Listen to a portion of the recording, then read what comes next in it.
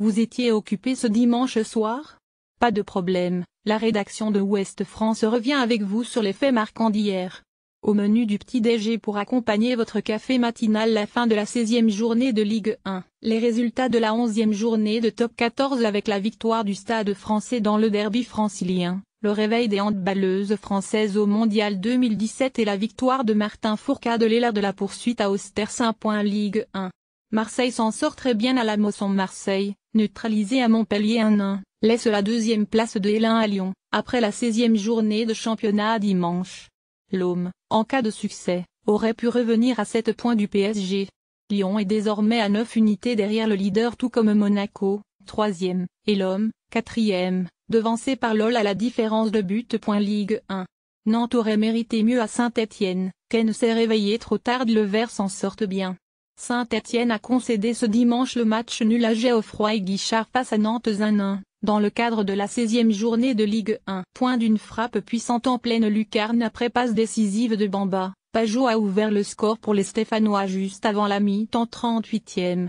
Au retour des vestiaires, Salah a permis aux Canaries de recoller au score après une réelle désorganisation de la défense du club du Forêt. Nantes reste 5e. Claudio Ranieri mieux vaut 1 point que rien. 3 jours après la défaite concédée face au LOSC, l'Olympique lyonnais s'est relancé sur la pelouse du stade Michel Dornano de Ken 1-2.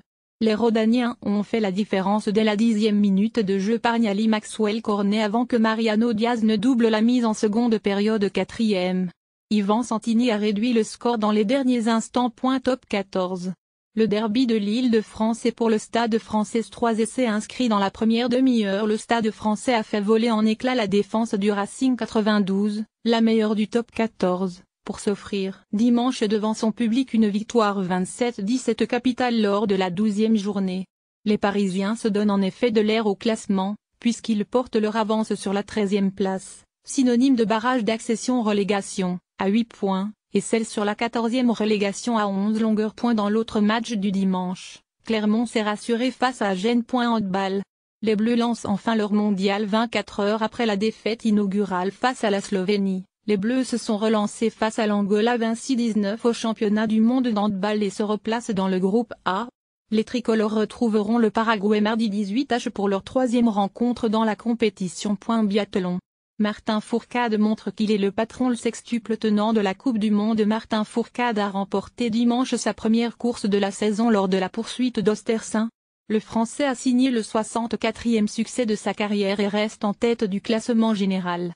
Le Français Quentin Fillon-Maillet est lui aussi monté sur le podium en terminant 3e, 3 jours après sa 2e place sur l'individuel. En bref.